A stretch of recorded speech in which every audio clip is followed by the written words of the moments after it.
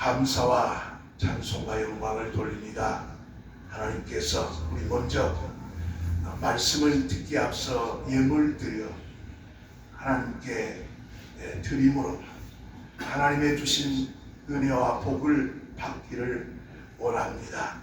11조 드린 사랑하는 성도들, 가정과 개인 위에 창고에 그리고 개인 창고에 복이 쌓일 것이 없도록 채워주시고, 감사한 우리 사랑하는 성도들, 성도 가정 내에 범사가 넘치는 복과 은혜로 채워주시고, 주일원금과 주정원금과 그리고 선교원금과 생일원금과 건축원금, 성리로 봉사로 안내로 또 식당 봉사 설거지 또 악기 반주로 하나님 앞에 수고하는 하나님의 종들을 기억하시고 우리에게 복을 주시되, 복된 소낙비 같은 복을 에스겔 34장 26절의 말씀과 같이 홍수가 넘치는 것처럼 우리 가정에 복을 주시옵소서.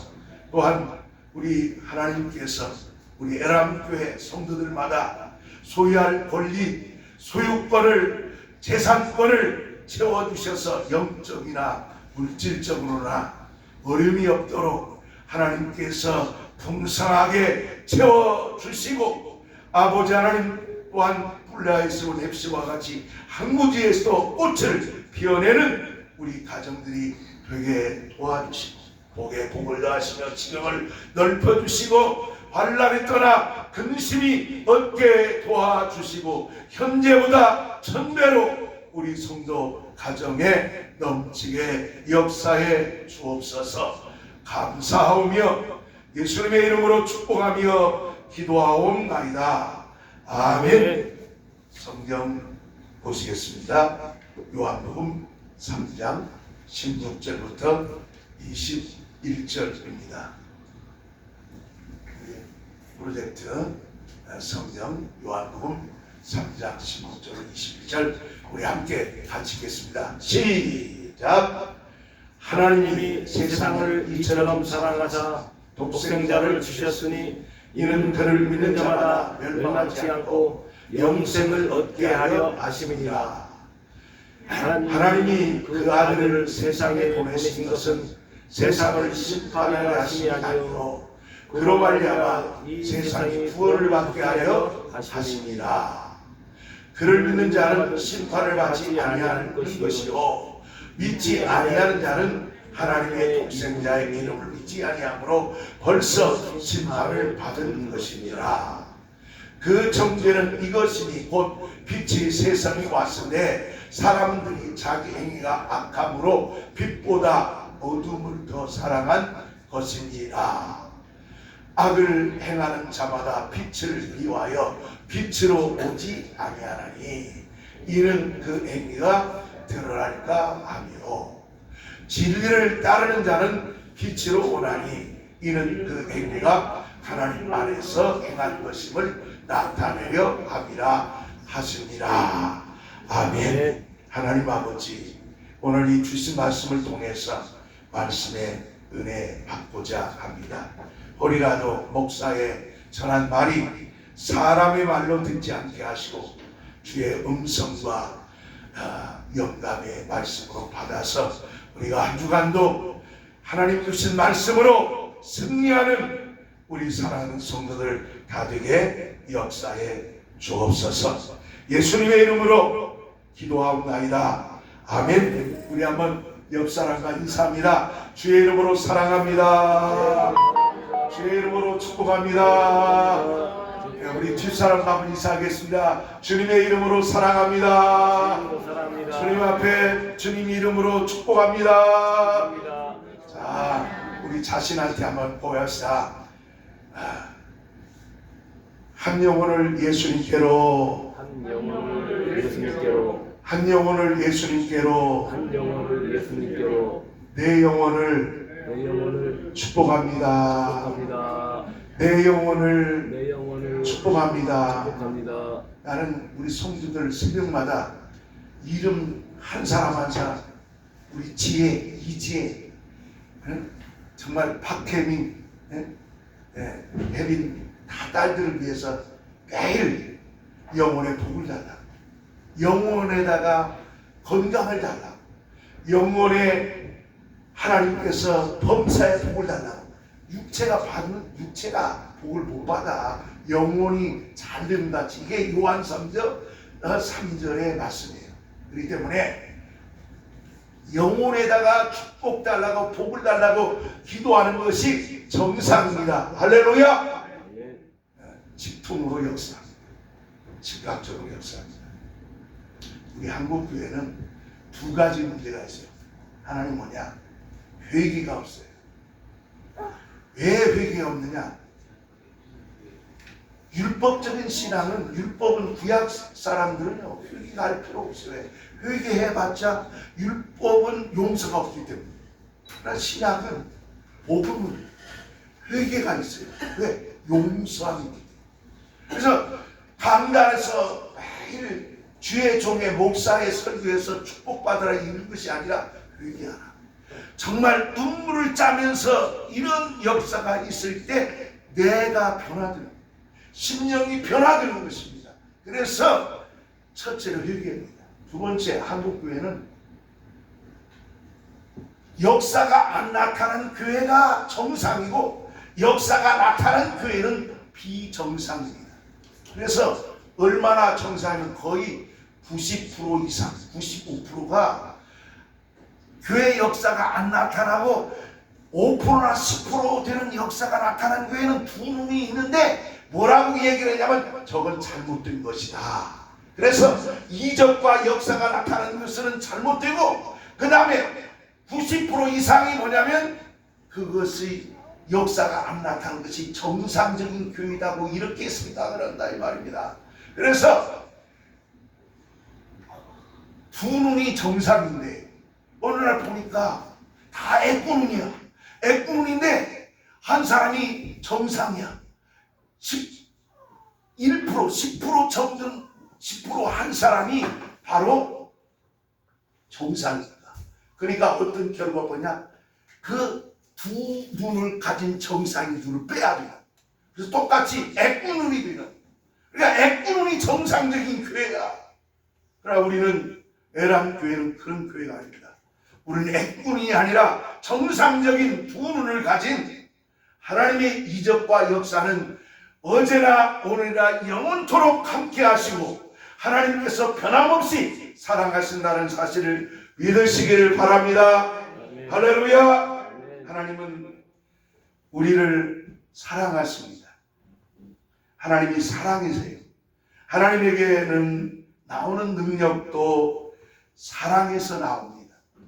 구원도 하나님의 사랑에서 나옵니다. 생명도 하나님의 사랑에서 나옵니다. 우리 믿음은 이러한 하나님의 사랑을 구체적으로 체험하는 것입니다. 신앙생활은 종교 생활이 아닙니다. 신앙생활은 문화생활이 아닙니다.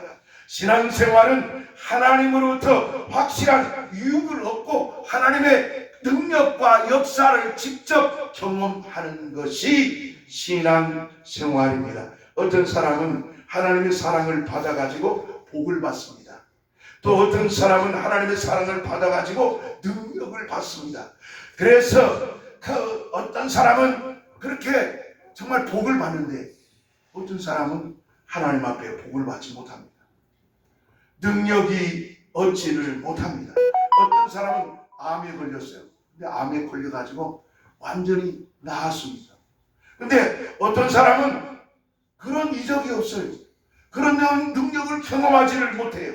우리는 이러한 체험이 없는데도 자신의 신앙에 대해서 의무를 갖지 않는다면 교회 다니면서 하나님 앞에 내가 왜 아팠는지 의무를 갖고 하나님 내 병을 고쳐 주시옵소서, 내 문제를 해결해 주시옵소서 이렇게 말할 수 있어야 되는데 우리는 믿는 사람이 그게 비정상이니까 그게 정상적이라고 생각하니까 이적이 안 나타나도 괜찮으니까 불신자와 다를 바가 없는 거예요. 똑같은 겁니다. 그래서 이제는 믿지 않다도 그냥 정치성에 같으면 무조건 다 받아들이고, 이거 얼마나 우리 한국교회 문제입니까? 우리는 하나님의 사랑을 확실하게 체험해야 합니다. 인류는 이미 형벌 받기로 작정되었어요. 아담 이후로 인간은 다 죄인입니다. 하나님께서는 형벌 받기로 작정된 인류를 구원하신 뜻을 세상에 내놓으셨습니다. 하나님은 형벌 받기로 작정된 인류를 모든 사람에게 구원을 받을 수 있는 믿음을 주셨어요. 이제 누구라도 예수께서 주신 믿음을 가지면 누구든지 구원받을 수가 있습니다. 누구든지 예수 믿는 믿음이 있으면 하나님의 복을 받을 수가 있습니다. 이와 같이 하나님이 우리를 사랑한다는 그 사랑이 신앙의 근본입니다. 하나님께서 우리를 사랑하신다는 것이, 이것이 신앙의 기초입니다. 하나님께서 우리를 사랑하셨다는 것이 신앙의 본질이에요. 하나님의 사랑을 받은 사람이 바로 신앙인입니다. 우리는 하나님께 다 사랑받은 사람이에요. 어떤 사람은 저는 하나님의 사랑을 받았습니다. 그래서 이유를 보니까 제가 집을 싸게 샀습니다. 여러분, 이렇게 집을 싸게 샀다고 하나님이 나를 사랑하셨다고 이렇게 생각하면, 여러분, 우리가 집을 싸게 샀다는 것이 하나님이 나를 사랑한다는 증거가 될 수가 없어요. 왜냐? 악한 사람도 집을 더 싸게 살 수도 있다니까요. 악한 사람도 더 비싸게 자기 물건을, 집을 팔 수도 있는 것이 세상 이치라서 말입니다. 자, 오히려 그리스도인이기 때문에 양심을 따라서 더 비싸게 못 파는 그런 사람들이 있습니다. 사람의 지식과 또 사람의 명예, 이것을 있어도 하나님의 사랑을 받지 못하면 하나님 나라를 들어가지 못합니다. 아무리 내가 착하게 살고 선하게 그렇게 많은 기부를 하고 있다 할지라도 예수 믿지 않으면, 오늘 본문에서 말씀한 것처럼 나를 믿지 않은 자는 심판을 받는다. 이것이 요한복음 3장 16절의 말씀이 아닙니까?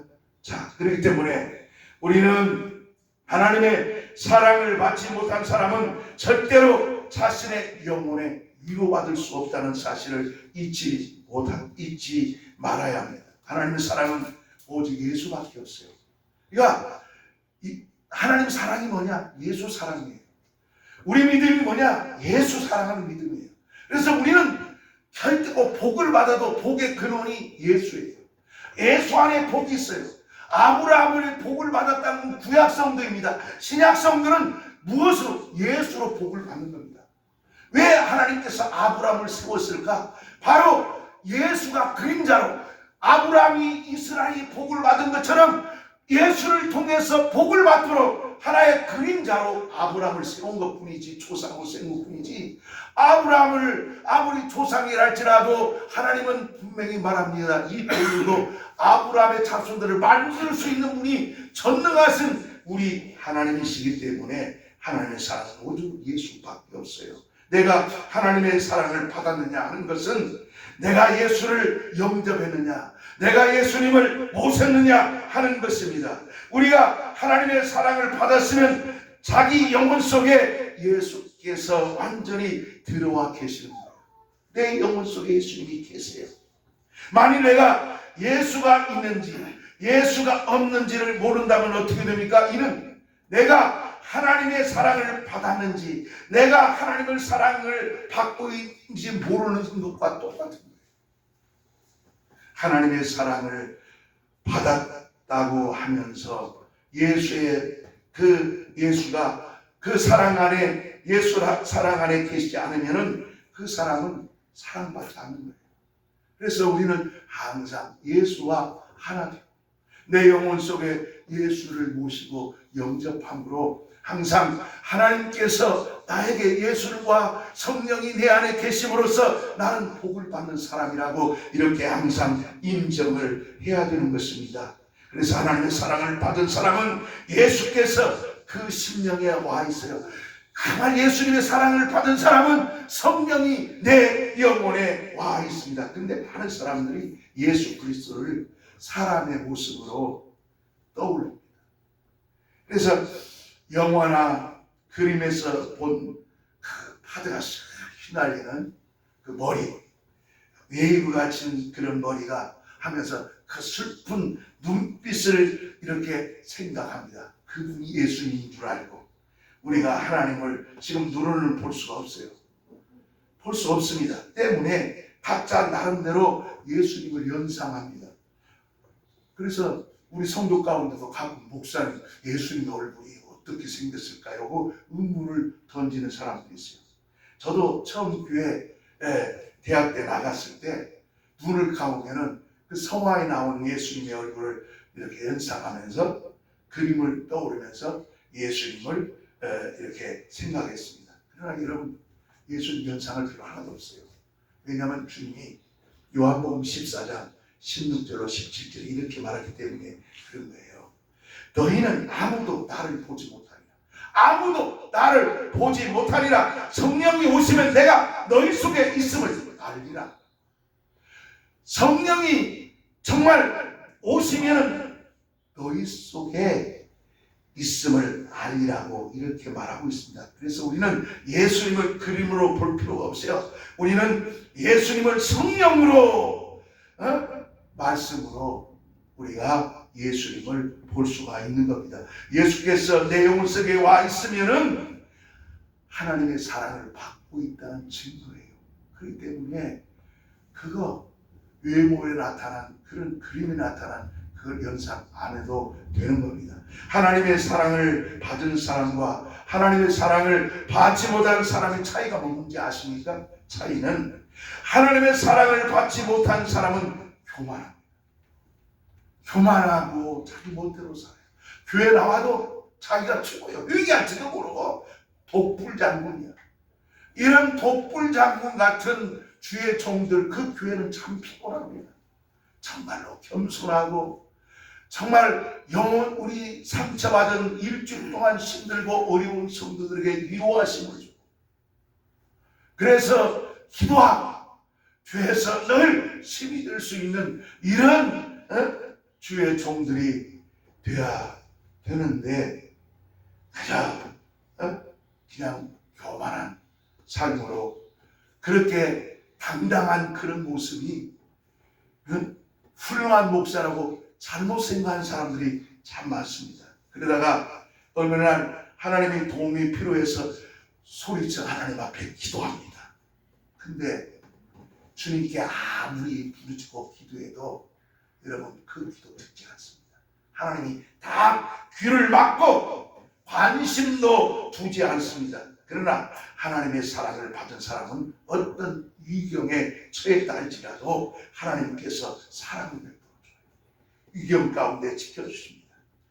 우리는 예수께서 내 안에 계시면 예수께서 나를 사랑하시는 겁니다. 예수께서 내 안에서 하나님이 나를 사랑하시는 그 사랑을 베푸시는 거예요. 그래서 우리가 어디를 가든지 마음에 기쁨이 있고 감사가 있고 비록 아무 것은 가진 것이 없다 할지라도 진정으로 기뻐할 수가 있는 겁니다. 그러면 내 안에 계신 예수께서 이렇게 내 모든 것을 지배할 수 있겠습니까? 어떻게 지배하십니까? 바로 성령 충만함으로만 가능합니다.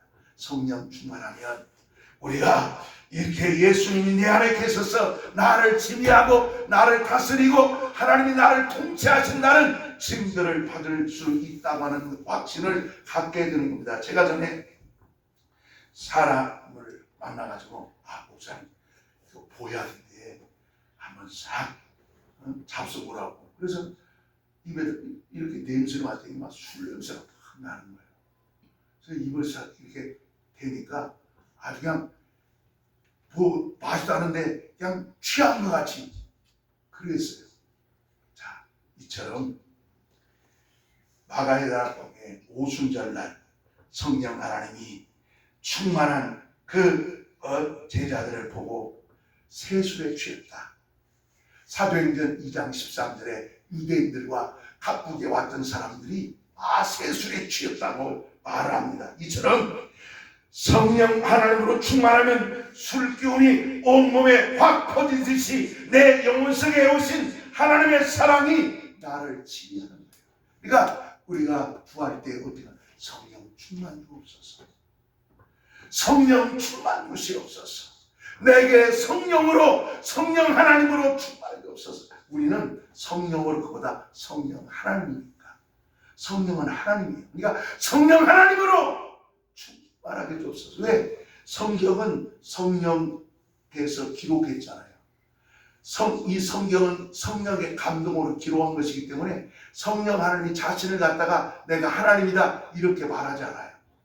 그냥 그분은 하나님이지만 성령으로 이렇게 이야기하면 우리는 이럴 때 성령 하나님, 성령 하나님으로 충만하게 주시옵소서라고. 그래서 하나님께서 사랑으로 내 영혼 속에 오셔가지고 나를 지배해 주옵소서 이렇게 기도해야 된다 그 말입니다.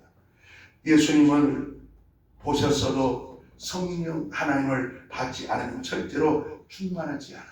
그래서 예수 영접한 사람은 성령 충만을 구해야 됩니다. 성령 하나님으로 인해서 예수님을 온몸에 충만해질 때 성령 충만함으로 하나님이 그 하나님의 사랑이 내 온몸을 충만케 하시고 다스리신다 그 말입니다.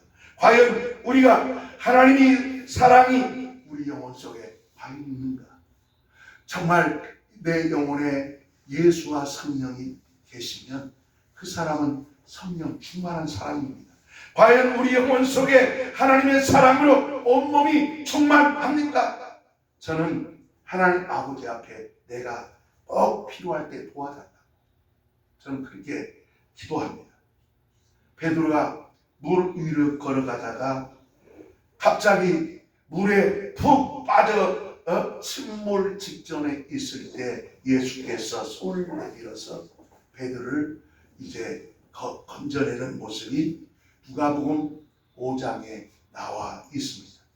이같이 베드로처럼 하나님께서 붙들어 주신 것처럼 나를 붙들어 주십시오. 오늘 이렇게 설교처럼 여러분 기도할 때 그래야 돼요. 하나님 베드로처럼 나를 붙들어 주세요. 집에 있을 때도 하나님 베드로처럼 나를 붙들어 주십시오. 그러면 하나님이 들으세요. 붙들어 주세요. 위급할 때 내가 어떤 교통사고 직전에 하나님이 다 위급할 때 저는 화천 7사단에서 제가 군생활했거든요. 근데 어느 날 갑자기 제가 어느 날 보니까 내가 이 이종계 나는 단기 하사인데도 불구하고 이 급식을 갖다 그 전방에 지피로 이렇게 깡통자 두 대를 이렇게 늘 나눠주면서 지급하고 이렇게 다녔거든요. 일주일밖에 안 했어요. 왜냐? 우리 선임 마사가 그걸 갖다가 팔아먹어가지고 군인 주었던 그걸 팔아먹어가지고 걸렸어. 그래가지고 그 당시에 이제 사단 영창에 이제 대기하고 이제 영창을 가게 되는데 내가 그 일을 대신했다. 그런데 그날 7월 달이야. 비가 아주 많이 와가지고 땅이 약해. 지면으로 땅 대고 거의 내가 보기에는 한 20m 땅 대고 툭 떨어진 거야. 근데 밑에 막 백암산에 물 내려오는 부서는데 한 번만 딱 넘어가면 난 눕히시는 거야. 근데 딱 계속 부르다가 그 늪에 뚝 떨어져 한 바퀴 들 물속으로 뚝 들어가는데 하나님이 내가 누워있는데 운전병 그 일병이 피에 이마에 피가 있고 나를 떨어지는 거야. 내가 가만히 보니까 나를 아무 이상 없었어. 하나님이 나를 사랑하셨구나. 나는 그때 경험했어요. 위급할 때 하나님이 그 와중에도 보호하셨어요. 너무 감사했던 거예요. 우리가 이런 경험들을 우리가 삶 속에서 있어야 합니다. 여러분, 저는 그래서 그때를 잊지를 못합니다. 오늘 헌금했어요. 하나님, 내일 나한테 복을 주십시오 하고 이렇게 이야기하는 사람이 있어요. 내일 주십시오. 무슨 화통놀이 하는 것처럼, 노름하는 것처럼 오늘 헌금 냈으니까 내일 주세요. 이건 세상 사람이나 하는 것입니다. 사람이 아무리 복을 달라고 부르짖어도 이런 사람들은 하나님 관심도 없어요. 하나님이 역사하지 않습니다. 우리는 자신이 부족을 내놓아야 돼요. 나는 부족합니다. 오직 하나님을 사랑을 받으려고 기도해야 되는 겁니다. 그래서 자신의 약점과 자신의 부족함을 내놓을 수 있도록 하나님의 사랑을 더욱 충만히 받을 수 있도록 그런 자세를, 그런 겸손함을 늘 갖고 있어야 됩니다. 하나님께서는 이스라엘 백성들을 애굽으로 이끌어내시면서 자신들의 부족함과 연약함을 발견하게 하셨습니다. 하나님께서는 이스라엘 백성들을 오직 하나님의 사랑으로만 살게 하셨어요. 신명기 8장 2절로 3절로 이렇게 합니다. 내 하나님 여호와께서 이 40년 동안 너를 광야의 길을 걷게 하신 것은 기억하라. 이는 너를 낮추시고 너를 시험하사 내 마음이 어떠한지를 그 명령을 지키는지 아니 지키는지를 알려 하십니다. 너를 낮추시며 너로 줄이게 하시고 또 너로 알지 못하며 내 열조로 알지 못하는 만나를 내게 먹이신 것은 사람이 떡으로만 사는 것이 아니요 여호와의 입으로 나오는 모든 말씀으로 사는 줄을 너도 너로 알게 하려 하십니다. 이렇게 말하고 있습니다. 하나님께서 내가 너희를 애굽 땅에서 인도해낼 때를 기억하라는 겁니다. 잊지 말라는 겁니다. 하나님이 이스라엘을 물 없는 건조한 땅을 밟게 한 이유가 뭘까요? 바로 하나님께서 이스라엘을 정갈이 있는 그런 곳으로 왜 인도했습니까? 하나님께서 이스라엘을 이렇게 맹수가 있는 위험한 광야로 이렇게 인도하고 통계한 것을 기억하라는 겁니다. 이는 너를 낮추시고 너를 이렇게 줄이게 하신 것은 마침내 너에게 복을 준다. 우리를 낮추신 다음에 우리가 자신을 알게 됐을 때 그 위에다가 복을 주려고 하는 겁니다. 소유권을 주기 앞서서 먼저 은혜 받고 하나님을 알게 한 다음에 이렇게 복을 약속했기 때문에 그런 겁니다.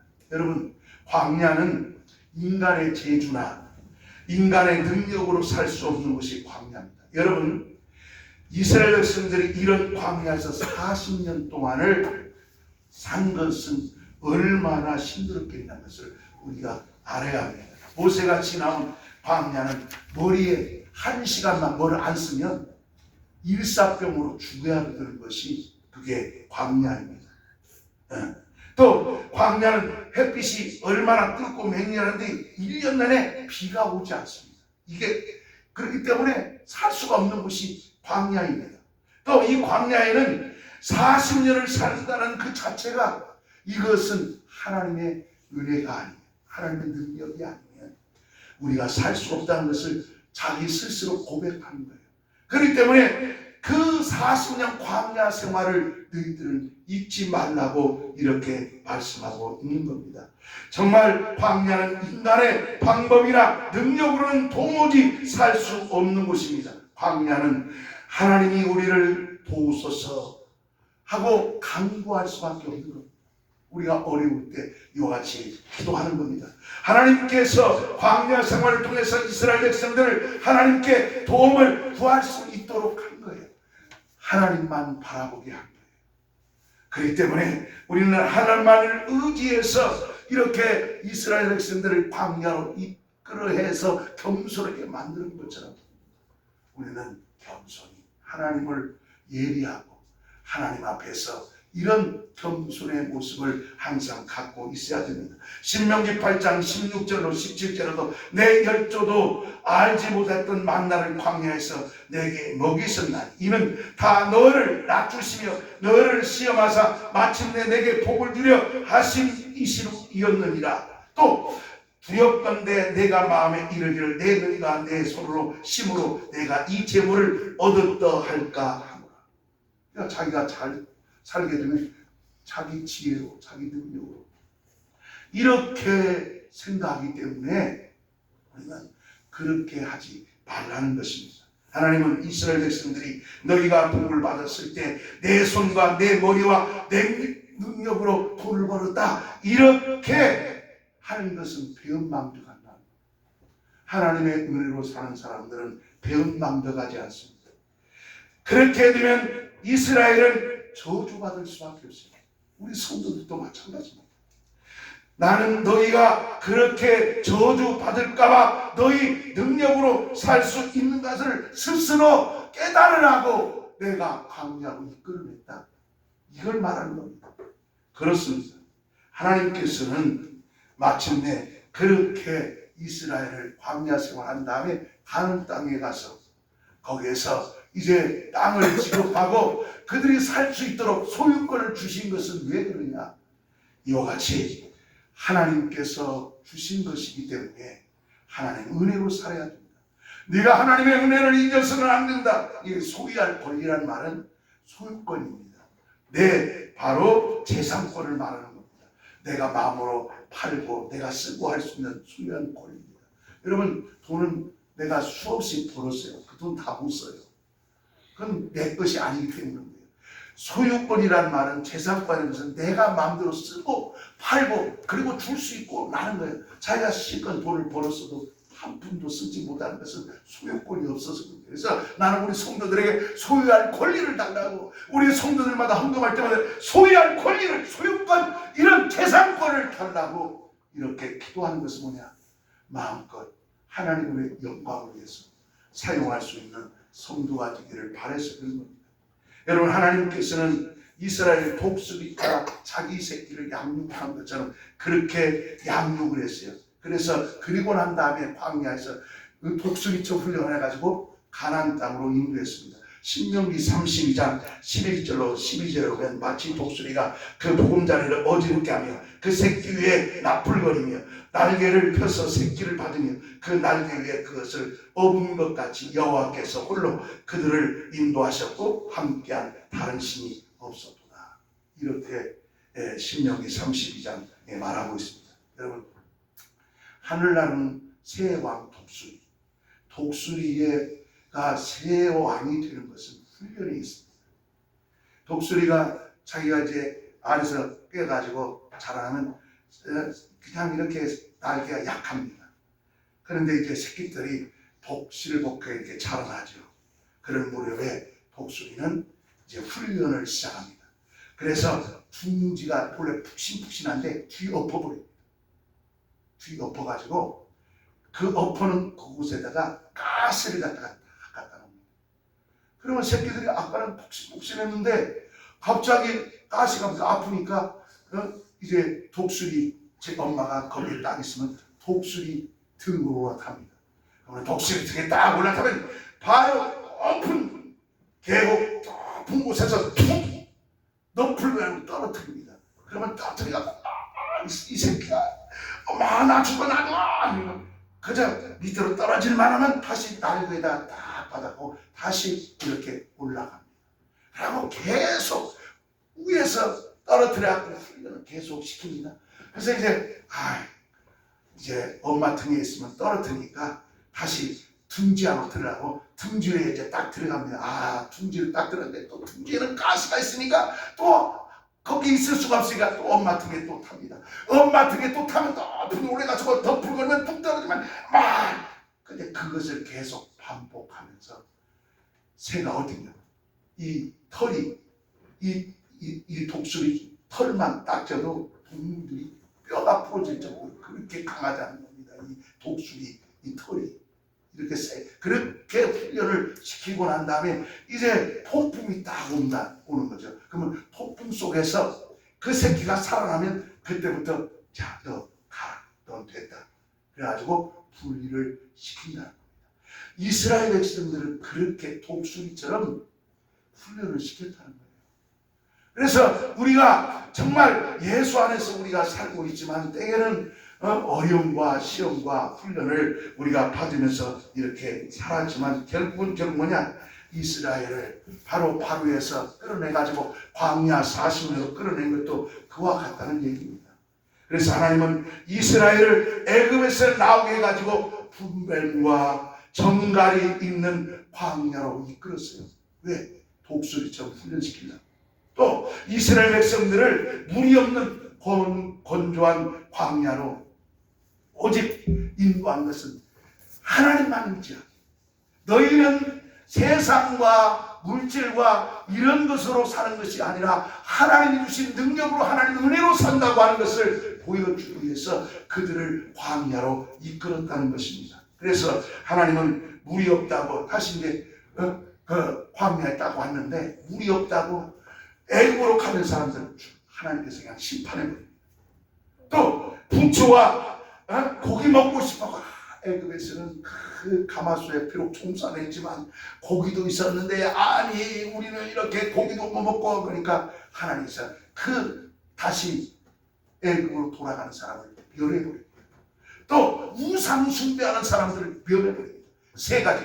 물 없다고 다시 고향 옛날로 세상으로 돌아가는 사람, 그리고 고기 먹고 싶다고 세상에 향락을 쫓아서 나가는 사람을 죽여버리고, 더 나은 것은 우상 숭배하는 이 사람들을 세 가지를 진멸시켜버립니다. 그리고 그 사람 가운데 끝까지 믿음을 지키고 하나님의 훈련을 잘 받은 사람들만 가나안 땅으로 인도했다는 사실, 우리는 이 사실을 잊지 말아야 됩니다. 왜? 하나님만 의지하는 사람들에게 소유권, 재산권을 주시고, 하나님께서는 고난 속에서도 끝까지 하나님을만 의지하는 사람들에게 이렇게 가나안 땅을 주셨던 것처럼, 이 가나안 땅은 천국을 예비한 그림자로 보여줍니다. 우리가 이 땅에서 비록 살고 있지만 우리는 이 세상이 우리가 영원히 거할 집이 아닙니다. 새하늘의 땅, 우리 먼저 가신 우리 성도님이 가셨던 그곳을 우리도 가야 합니다. 이와 같이 하나님께서는 부모가 자녀를 사랑하는 그 사랑으로 하나님을 의지한 마음을 가지도록 우리를 훈련시킨다는 것, 여러분 기억해야 됩니다. 우리는 하나님을 의지하여서 예수로 충만, 예수. 나의 사랑은 예수밖에 없다. 나는 예수의 사랑을 받아서 난 영원히 살았다. 그래서 우리는 하나님께서 우리에게 사랑으로 주신 주 예수만으로 내 영혼을 채워야 하는 겁니다. 그래서 내 영혼을 예수로 채우는 사람들은 어떤 시험에도 성령이 그 사람과 함께, 예수 안에 성령이 있기 때문에 결코 망하지 않습니다.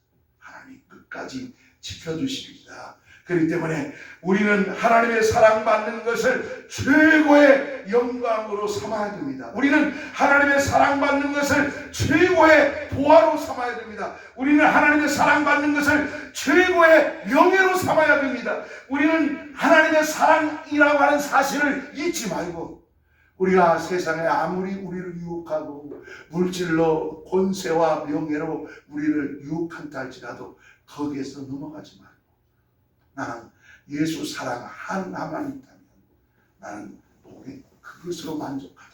특히 요한복음 5장 23절에 이렇게 말합니다. 이는 모든 사람으로 아버지를 공경같이 아들을 공경하게 하려 하십니다. 아들을 공경치 아니한 자는 그를 보내신, 즉 아들을, 예수를 보내신 아버지를 공경치 아니한다. 그래서 여러분, 하나님께서는 나를 공경하는 것은 어떠냐냐, 예수를 공경하느냐 아니냐, 하나님 그것으로 잣대로 판단하는 거예요.